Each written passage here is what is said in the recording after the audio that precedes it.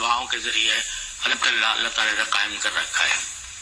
اور میں ایک نئی بات آپ سے عرض کرتا ہوں, جو اس تحریر کے بعد جو میں نے لکھی تھی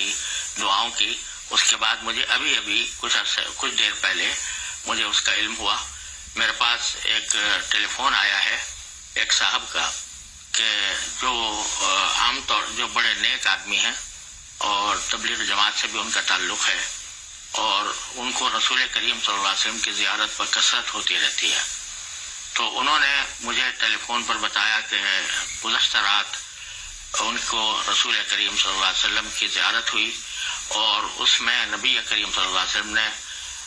میرے پاس یہ پیغام بھیجا کہ تم لوگوں سے کہو, تم یہ پڑھو کہ 3 مرتبہ سورہ فاتحہ اور 3 مرتبہ سورہ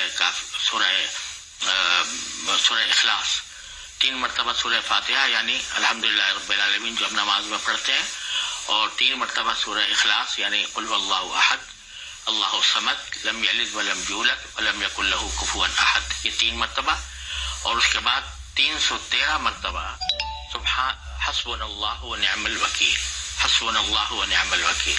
حسبنا اللہ ونعم الوکیل, یہ 313 مرتبہ پڑھیں موجودہ حالات کے اندر, تو انشاءاللہ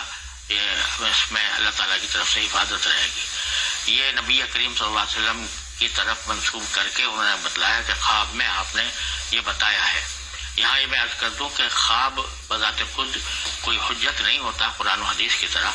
لیکن اگر اس میں کوئی بشارت دی جاتی ہے تو اس پر عمل کرنے میں عام طور سے فائدہ ہوتا ہے. لہذا یہ میں سمجھتا ہوں کہ, اور جن صاحب نے خواب دیکھا تھا انہوں نے مجھے یہ بھی کہا کہ اگر آپ کے ذریعے اس کی تشہیر ہو جائے, دوسرے لوگوں تک پہنچ جائے تو اچھا ہے. اگر ہر مسلمان یہ کام کر لے